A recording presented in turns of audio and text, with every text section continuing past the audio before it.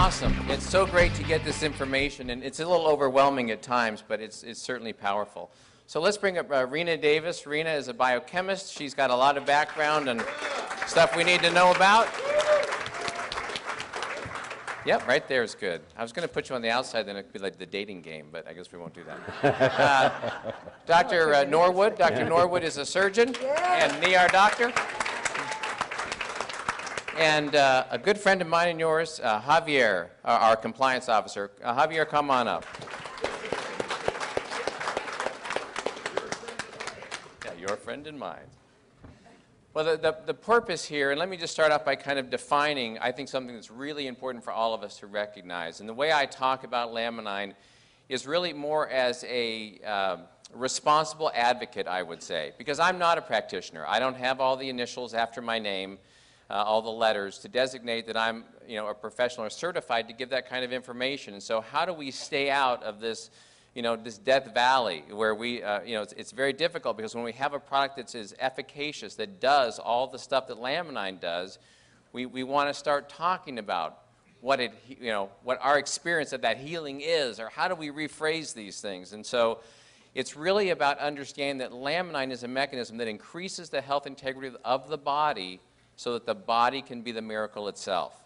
And learning how to create a dialogue around that, I think, is really valuable. So I'd like to pose, I have a series of questions really for everyone here, and I'd like to start off actually with you, Dr. Norwood, because and I want you to talk a little bit, before we get into the responsible advocacy, which we're going to kind of weave around this conversation. You talked the other day, we were filming a PBS special, which is kind of neat. We're going to have something for people to talk about our product here in the near future, which is very exciting. But you talked about the body's ability to heal, or the healing mechanism, and what the body's capable of doing. And I think we're still we're still in awe. But maybe you could talk a little bit about that. Well, I think we were created by our Creator with tremendous healing capacities within our body. When I started out in medicine 48 years ago, the main emphasis was doing something to fix things. And of course, I was a surgeon. I would go in and try to fix things. The more I got into it, the more I realized that many times in our attempt to fix things, we were actually doing more harm than good. And now the tendency is to continue doing things to what I think is override the body's healing systems. And when we keep giving drugs, these drugs have the effect of actually dampening the healing process. And so I like to say that the healing process is kind of like letting your body take care of itself. I did some pilot training, and one of the things that we learned was when the plane is completely out of control and you're in a spin, you take your hands off all the controls. And the plane is designed to fly, and it will actually correct itself, and then you can take back the controls. But this is what we tend to do with our bodies. Instead of doing things to change our bodies, we need to let our bodies have what it needs to heal itself. And Laminine gives the body all of these components that we need to heal. Let me further, that's awesome. So, how far can the body go? I mean, are we starting to venture into areas where we can see, limbs regrowing? I mean, how far can the human body go? Okay, we've got some really interesting research going on now in the area that I refer to as regeneration. You have all seen Star Wars, I'm sure, and you remember how Luke Skywalker had his arm cut off, and then they had a process where they put the arm in a healing medium, and he actually grew another arm. Well, this is true actually in nature. If you cut off a salamander's arm, it will actually grow another arm. They're actually doing research now to show that the human body can actually grow parts back that were lost. Now they're actually working on fingers, but I see the future is going to be really dramatic, and it all relates to stem cells. Stem cells are the key for all of this new development. Fantastic. That's exciting. That's very exciting. Rena, you know, from a biochemical standpoint, and I know that everyone's body chemistry is different, and one of the things that's been interesting to me in watching people's experience with Laminine is that for some people it's immediate and profound. For other people it's very gradual. For some people it might be a progressive experience. And so maybe from a biochemical standpoint you can speak to that a little bit on why, you know, why the variance, why is it so significant? Am I on? You were on. I'm on. Well, we're not bioidentical. Each of us are unique. And unfortunately, we're humans. In the world of all living life, plants and animals included, your ability to perceive is about that big. In fact, one of the most amazing things about humans is our ability to filter out things. We can live in houses with 7 cuckoo clocks, and after a few days, we don't even hear them. We sleep right through it. Our ability to be able to do this is one of our great abilities to thrive and survive. But how many of you realize that this solar system that we're living in is moving through the universe at close to the speed of sound? Are you feeling that? Are you aware of it? No. But are the plants and many of the animals around us? Yes. So part of it, I think, is perception. And part of it is what condition are we in? You know, some of us aren't sick. And other people have a tremendous physiological burden. So the way I explain it to my clients is imagine that you're a 1-ton truck. And if you're half sick, you're half loaded, and you hit a 30% incline, and by golly, you're going to pop out of 5th into 4th and 4th into 3rd, and every time you're going to pour on the gas to get the load over the hill. Well, you know what? It's really the same in your nutritional bank account, isn't it? When we have a greater duress from allergies or from worry or for lack of sleep or growing a new baby, that nutrition bank account not only needs to get up, but it's going to get spent faster. Laminine finally gives us a tool where we can provide that nutritional bank account all the way across the board. All the A's, all the B's, all the C's, all that, and one other really amazing factor, and that's proteins. When I went to school and understood a protein, I knew that the day was going to come where modern science and healing, as the good doctor has just shared with you, is going to turn to these things called proteins. What's a stem cell? It's a protein. What's a hormone? It's a protein. What's a neurotransmitter? It's a protein. What's an enzyme? It's a protein. How does the body communicate with every other cell in the body? Proteins. In fact, we call proteins the building blocks of life because they are the only nutrients that hold information. In fact, it's how your immune system learns. Mothers know this, right? In our bodies, when we produce a baby, in the first 3 days of mother's milk, we have what? Colostrum. And colostrum is chains of proteins that hold that baby's genetic information with illness. As far back as the chain has not been broken. Our bodies can produce proteins that teach our immune cells who the bad guy is, who the good guy is, and how to get the job done. So we've arrived at a moment in time, and I think many of you know it.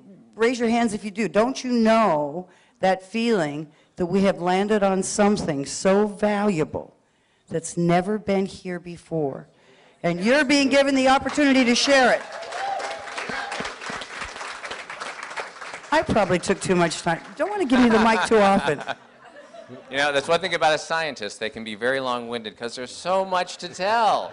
There's so much to tell. So here's a question for really the three of you, and that would be... Keep the mic, smart boy. That would be... But we know that this has had a great effect on the physical body. It's also had a profound effect on the mental and emotional body, the mental and emotional self. So how does that work? How can it bridge these things? And Dr. Petrosino, you mentioned that it seemed unbelievable at first that it could be so broad. Mm-hmm. So how can we identify, can we understand the impact on the mental emotional self as well? Okay, I'll try and be brief, I promise. I promise. We want to all believe that the mood we're in today and what we want to eat and if we're tired or if we can't sleep has something to do with our personality. in reality, from a scientific point of view, and we can bend this if we want to get into quantum mechanics, one of my favorite new things, but we'll leave that alone for the moment. The truth is that you are who you are, the mood you're in, you are capable or not capable because of A, neurotransmitters, and B, hormones. They make it all happen. That's the ruling class of job body. That's the emperor in all of his clothes. And when you get an imbalance in those, and we have inhibitory and excitatory neurotransmitters, and we kind of have that same game in the hormone department as well. When we get those out of balance, we can't sleep, we lose our sex drive, we feel like we're our appetite goes out of control, or we can't eat at all, and it's all regulated by these chemicals which are made of proteins. So to me, we live in the most stressful time, I think, of our lifetimes. I don't think there's ever been a suppression of the world as significant as it is now. I don't think we've seen so many people lose their homes, their jobs, and their lives as we are seeing today. That means that we're spending, what was that chemical he just talked to you about that regulates mood, sleep, pain, and appetite? Serotonin at a really rapid rate. And we don't make serotonin well. And we don't make it well because there is something called nutrient competition. Even though serotonin is very present in many of our foods, its ability to cross the blood-brain barrier, and millions of hours of research has been spent in this area, is inhibited by this thing called nutrient competition. Okay, so imagine a bus. And on this bus, it's like no other bus, not even the Disneyland bus you've ever been on, and every seat is a different shape. You got squares and triangles and dodecahedrons. And you know, the low glycine molecule can fit in any of them seats. But this little tryptophan molecule can only fit in one seat. So by as early as 1982, we knew the population was already serotonin deficient. Well, we're a lot worse now. We've been through 25 years of Prozac. It's off patent. What did it do? It helps you use your serotonin more efficiently. See, to me, that was really brilliant as a marketing strategy, but it seemed to be a lot more sense if we just gave you more serotonin. But then we wouldn't make the billions, would we? No. Dr. Norwood, do you have some comments on that, on the mental emotional side? Well, in the rest of the world, there's a phenomenon called the mind-body connection, where they understand that the mind has tremendous control of the body. Ancient Indian medicine, ancient Chinese medicine, all of the ancient medical traditions recognize that the mind has tremendous abilities to control the body and to heal the body. In America, we have put this aside. We've gone with the emphasis on chemistry, and somehow we've lost this concept. And then on top of that, we've thrown in poor nutrition. We've processed so much of our food that it's not even real food. It's like eating cardboard. And then we've thrown that, on top of that, all the stress that we're confronted with. I mean, you can't turn on the TV without your stress level starting to go up. And you go to a movie and they blow up everything, that's just stress. And all of that affects this mind-body connection. And one of the things we have to remember is the balance between the sympathetic and the parasympathetic. And we're living in the sympathetic. It's like we're confronting saber-toothed tigers every day. Whereas the healing process occurs when we're in the parasympathetic phase. And I think that's one of the key things that Laminine does, is help put us into that parasympathetic phase. I could go on for a lot more. I know you can. Well, you know, one of the things, we talked about this the other day, and that is that we are inundated with TV and sound bites, and that we've collapsed. Everyone's given the idea that we can make things happen in a 30-minute TV show. We go from, we lose 100 pounds in 30 minutes. Right. We get well over a very short period of time because of how it's projected to us in the media. So it's a journey. Is health not a journey? It's definitely a journey. So, And it takes time. yeah, it does take time. Well, at the risk of getting the hook, I want to ask one last question, and just a 15-second soundbite for each one of you. And that, not possible for Steve, so I will come over and hold the mic in front of Steve. But in a 15-second soundbite, each one of you in your own specialty and as practitioners and people of science, you obviously got stirred up when you heard about Laminine or you tried Laminine. What would be a 15-second thing that you could just share with the people out here today that got your attention? Because I think a lot of people, and I'm speaking from people in the field's perspective, going, gosh, I would love to talk to my doctor. If we're going to change the world, you know, we have to affect the current medical model. We have to help with that transition. I think we all are catalysts for that. So what would be a 15-second thing that Dr. Norwood would get your attention? And then let's go on down the line here. All right, I relate to patients. And so when I first heard about Laminine, I immediately thought of some people that I thought would respond to it. And so I called them and I said, this is something I want you to try. And very dramatic, some within days, had dramatic results from the products.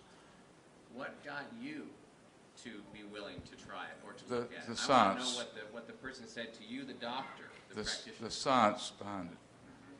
I've seen so many of these things, and I said I want to see some studies showing double-blind, placebo-controlled studies that this product actually works, and we have them, going back 10 years. And I've looked at all these, read them. Some of the studies aren't worth very much. They actually say there's no statistical significance. But that's a good study, and it actually shows that they got a negative result. Okay. All right. Thank you. Well, I think I kind of already had the science because I'd studied serotonin for so many years with Dr. Robert L. Pollack. So, you know, what got my attention about it was the word pain. In nutraceuticals, we have not had anything effective against pain with the exception of large doses of L-tryptophan, which in high doses can be risky. And so when I saw we had a whole food amino acid supplement that was clinically proven to elevate serotonin levels, that's what piqued my interest. My son was in a near-fatal car wreck 3 years ago, and so for over 3 years, he's been dependent on oxycodone and then sleep medications and anxiety medications for the side effect of controlling his pain. And it's not, I mean control, it's not gone. You don't understand. It's not like he's out there swinging from tree to tree. It's still bad, but he can function.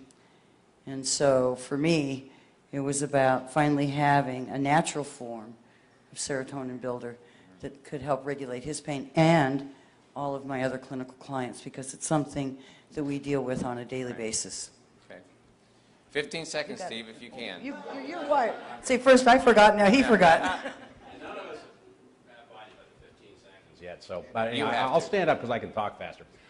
So anyhow, for me, and my time's already up down there, and I haven't even started yet.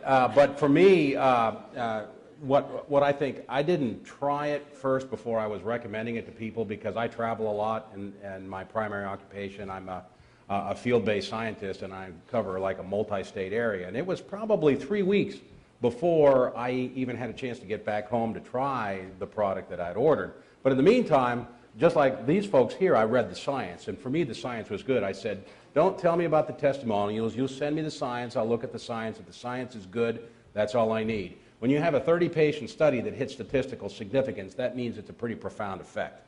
Because sometimes in the pharmaceutical world, you need a 2, 5, 10,000 patient study to show statistical significance. When you can have stat sig at 30 patients, that gets your attention. And nutritional supplement studies are typically small. So anyhow, I read the studies, and then I started recommending it to people before I even had tried it. And people say, well, I want to try it first to see how it works. Well, for me, it's like, well, the science is there. I know the science is there. These are reputable journals. It's good data. It's going to work. So, but at any rate, 3 weeks later, I got on the product myself because I finally got home, took it. I was driving down the Pennsylvania Turnpike, and I remember prior to that, maybe a month before, I had said to my wife, Lynn, I know I'm out of time. I'm going to be very quick here. I remember saying to her, do you recall that things were sharper and clearer when you were younger, and as you get old, because I'm over 60, the things are not quite as clear? And she said, yeah, to some extent. But as I was driving down the Pennsylvania Turnpike, it was like a curtain went up, and everything got clear, and so it scared me so much I pulled over into a rest stop and examined my eyes. But that was what first happened to me. And that was 3 days on the prize. That wasn't too bad. No, that was great, Steve. That was great. Great. Well, I want to thank all the doctors and the professionals here that have shared their time and energy with us. Really appreciate it, Dr. Norwood, Rena Davis, Dr. Petrosino. Thank you, Javier. I'm looking forward to this afternoon. Let me turn this back over to you, Dr. Kim. Thanks, Dr.